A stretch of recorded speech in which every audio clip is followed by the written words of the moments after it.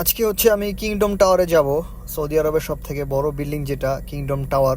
তো এটা থেকে হচ্ছে আমার একটা অর্ডার আসছে, সেটা হচ্ছে একটা সিনেমা হল থেকে অর্ডারটা আসছে। তো এই অর্ডারটা হচ্ছে আমি পিক আপ করার জন্য ভিতরে যাব।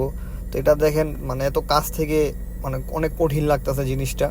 যাই হোক, একটু ভিডিও টিডিও করে হচ্ছে এখন ভিতরে যাব, কারণ পিক আপ করতে হবে, নাইলে লেট হয়ে গেলে আবার সমস্যা, যেহেতু আমরা ডেলিভারি কাজ করি। তো যাই হোক, এটা আপনাদের সাথে শেয়ার করার জন্য হচ্ছে ভিডিওটা করা।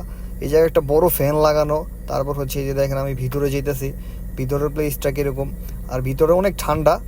আর এটা হচ্ছে মানে বাইরে থেকে বোঝা যায় না যে এটা কতটুকু, কিন্তু ভিতরে গেলে বোঝা যায় এটা কত বড় একটা বিল্ডিং। আমি ভাবছি এটাতে হয়তো লোকাল মানুষ অ্যালাউ করে না, পরে দেখি না লোকাল মানুষ অ্যালাউ করে। তো আমি হচ্ছে উপরে যাচ্ছি অর্ডারটা নেওয়ার জন্য। তো অর্ডারটা আমি নিয়ে ফেললাম, এখন হচ্ছে আবার নিচে চলে যেতেছি, কারণ হচ্ছে কাস্টমারের লোকেশনে যেতে হবে। তো এই জায়গা হচ্ছে পয়সা থাকলে হবে না, যেহেতু আমি কাজে রানিং। তো অর্ডারটা কমপ্লিট করার পরে হচ্ছে আবার যে কোনো সময় আইসা দেখতে পারবো ইনশাল্লাহ। তো দেখেন এটার ভিতরে খেজুর গাছও আছে। তো সব কিছুই আমার অনেক ভালো লাগলো। আর ভিতরে অনেক সুন্দর একটা জিনিস, মানে তাদের ডেকোরেশন খুবই অমায়িক, যা বলার বাইরে। যাই হোক, ফুড ডেলিভারি করলে অনেক জায়গাতেই আমরা যাই।